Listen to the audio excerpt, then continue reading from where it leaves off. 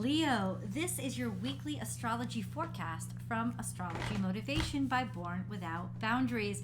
Welcome, guys, and thank you so much for clicking on this video. This video is all about Leo suns, because what I'm going to do in this video is discuss the major planetary transits and aspects in relationship to your natal sun's position. Now, I don't know where your natal sun is located, so I'm depending on you to know the degree at which your natal sun is located. If you want to find that out, because you don't know it yet, you can easily go to any search engine and just search free natal chart, and you'll need your birth date, your birth time, and your birthplace. All those things are on your birth certificate. Just plug them in and boom, you will get the positions of all the planets and where they were on the day that you were born.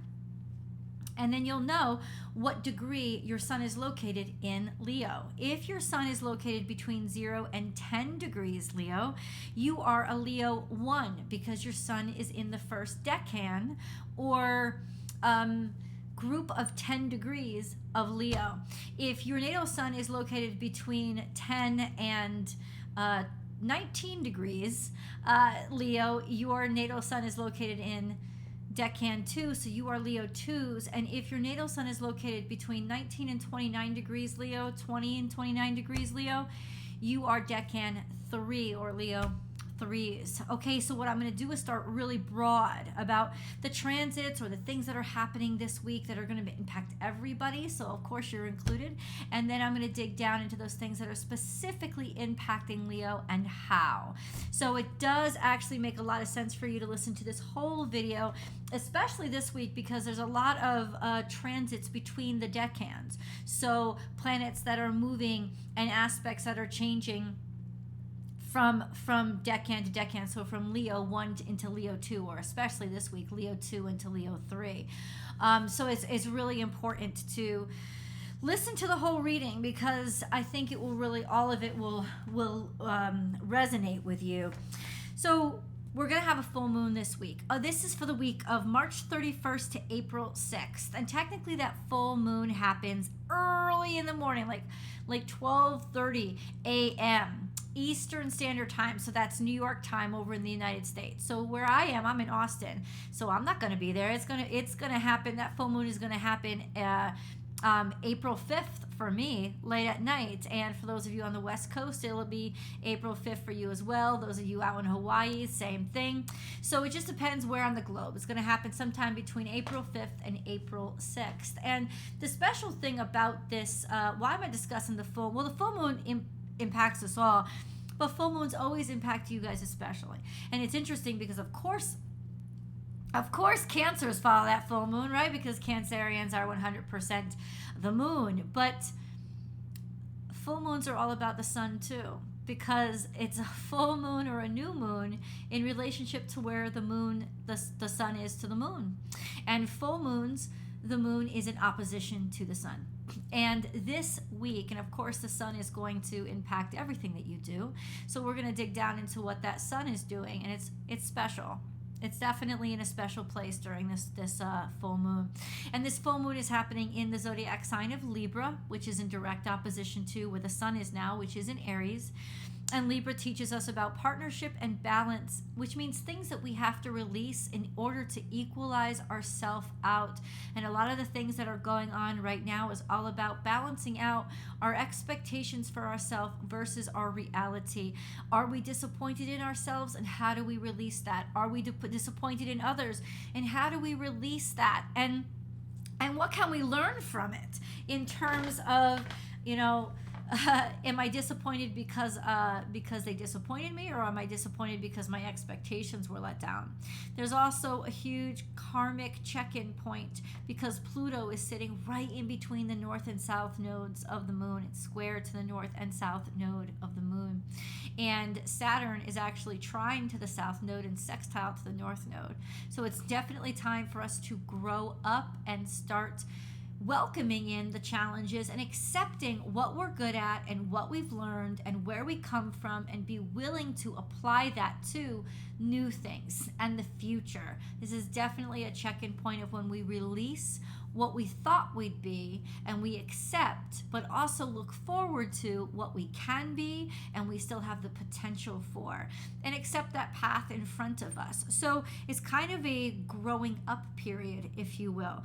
So another transit that's happening that's going to impact us all is Mercury. Mercury is transiting from Aries, transiting out of Aries into Taurus, which gives our communicator and our thinker, Mercury, a more solid and less intrepidatious mentality. Communications have to be more respectful when Mercury is in Taurus, or else it won't listen. It's very proper and appropriate and not lethargic, but it's patient, and it doesn't want to rush things. And thoughts during Mercury are a lot on finances, sustaining our finances, things that are sustainable, on thoughts on sustainability, ideas with regards to sustainability. But also a sense of looking at things very practically and not looking to take big risks, but instead to secure things. So all of those things are going to be topics that we start to really pay attention to while Mercury is in Taurus.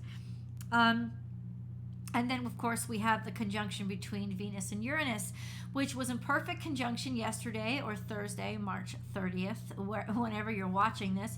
So that, and it's still going on today. It'll go on till about Monday, when Venus finally drops into the third decan of Taurus, which will definitely impact you guys, because that's square to a certain set of you, and squares pose challenges, which we will definitely get into. But Uranus and Venus conjunct, there's going to be a lot of surprises in your finances and in who you're attracted to. And you may even create the surprises yourself, because there's also rebelliousness whenever anything, well, there's rebelliousness in Uranus. So where's that rebelliousness going to come out? Rebelliousness is going to come out in our love life, in our love affairs, in who we're attracted to, who we find attractive, how we spend our money, what we do with our money. Could be some fantastic surprise, could be some crazy ass surprise. You could surprise yourself, but it's definitely impacting you. Like I said, especially a specific set of you, which we will get into. So I think the full moon is really the biggest this week. And understand that every full moon and every new moon, you guys as Leos ruled by the sun, you should pay close attention to, because it's not just the moon up there. It's always the moon's relationship to the sun that makes it new or full. Because remember, the moon is a luminary. It doesn't have light of its own. It's reflecting the sun's light. So it's either full on reflecting that full sunlight, or it's reflecting none of it because it goes dark. So it's really important for you to keep track of those moon cycles as well. So let's get into the sun and what the sun is doing, which is going to impact all y'all. The sun this week is conjunct to Chiron in Aries. And in a couple of days, it's going to, say by Wednesday, it's also going to be conjunct to Jupiter. So it starts out in the mid-decan, or the second decan of Aries, which is trine to those of you who are in your natal sun is the second decan of Leo. And then it's going to finally end up in the third decan by the end of this week, and by that full moon, it's going to end up in the third decan. Chiron is about 16 degrees Aries, and the sun in the beginning of this week is about 12 degrees Aries, but it's going to drop by the end of this week to 20 degrees Aries. And so it is going to sit between Chiron, and the sun is going to sit between Chiron and Jupiter during this full moon. So that's what makes it more special. It's not just an average full moon. There is that sense of growing and being inspired and finding opportunity and tremendous fortune through suffering, through sorrow, through accepting how we're ashamed. By sitting and accepting, how are we ashamed? How do we feel guilty? What has it taught us? What can we learn, and what advice can we give to others? Illumination of the reason why I had to go through all this, and then release. Let it go. Let it go and leave it behind. Leave it behind and don't think about it again, because the full moon is here to help you release those emotions. Tremendous impact here. Leo ones. Leo ones. Your natal sun is square to our north node, and by Monday, when Mercury drops into Taurus, it's going to be square to Mercury as well. In fact, it's going to be square to Mercury conjunct the North Node, which is all about thinking about our future, having our sights set on what we can do and what our possibilities are, and in some ways being able to finally touch upon, accept, and be interested in the things that challenge us, things that are different or new, or the direction in life that we're headed, as well as growing up. The square to your natal suns means that there's going to be challenges with this, and it'll probably challenge your ego. FYI. Also, when Mercury is square to the sun, sometimes our thoughts can get jumbled. They can get, we're not going to find our words very quickly. It's almost like having your own personal mini Mercury retrograde. No, Mercury is not in retrograde, but that square just gives you challenges with communications, with confidence, with courage to say something, as well as your thought process. This is not a good time to interview. It's not a good time to take a test. Wait for Mercury to pass, because it will in a couple of days. Don't worry about that. Your natal suns have been square to Chiron for a while, which means it is learning and growing by being challenged by things that actually really frustrate it, upset it, and maybe even physical struggle, since Chiron is in Aries. And then your natal suns are also quincunx to Saturn, which means also frustration in processes, in expectations of bosses and authority figures, even expectations of the rules or the law, or just basically the restrictions that you have to kind of navigate right now are frustrating. It doesn't mean you can't work through them, but they're definitely frustrating you. So overall, could be a kind of frustrating week for you, so not the best time. It's more of a better time to learn, because squares are actually opportunities to learn and to give yourself some privacy and give yourself patience in order to let yourself learn and not be so frustrated by what you can't do, but instead, what are you learning from being where you are right now? Leo 2s. You guys are in like full effect when it comes to the full moon, because it's really the full moon is sort of transiting like 20 and 23 degrees, or maybe a little bit earlier, of Libra. So there is that sense of it being between the end of the second decan and beginning of the third decan of Libra. So Leo 2s, you are trine to the current sun. The current sun is in Aries. Like I said, it starts at 12 degrees Aries, ends at 20 degrees Aries or 18 degrees Aries, something like that. So I'll tell you, it's going to be trying to you guys this whole week. And sun trine the sun gives a great deal of harmony with the self, with the sense of self, or with your life in general. You are also going to be, you're going to be trine the sun conjunct Chiron conjunct Jupiter during the full moon. You're going to be trine to all those things during the full moon. So this full moon, expect peace. Expect a sense of tranquility or balancing out, restabilization when it comes to different kinds of even growing pains that you may have been having. Trine to Jupiter, sun trine Jupiter is a really optimistic and hopeful position to be in. Your natal sun trine to Chiron is also a sense of making peace with the pain and finding a level of harmony with what you've been through. So healing, think of that. When it comes to trines, think of healing, Leo 2s. There's a bunch of peace that's coming to you, especially around this full moon, just to release those emotions. Your natal suns are also square to Uranus, as Uranus is conjunct to Venus, so it might cause some problems for you. That up until Monday, this is a sense of something that could really cause trouble for you, because you're not going to be content. You're going to feel agitated. You're going to feel like rebelling, or somebody's feeling about rebelling against you, or not being sure about the commitment, or financial challenges that are coming at you. This is something you're going to have to deal with for a couple of days, but it can get frustrating, and it's like a curveball knocking you in the head. Just an FYI. Venus goes into the third decan on Monday. So basically today, tomorrow, and Sunday into Monday, it's going to frustrate you, but the rest of the week you should start to see something let up. Leave the comments below. I would love to know what you're seeing.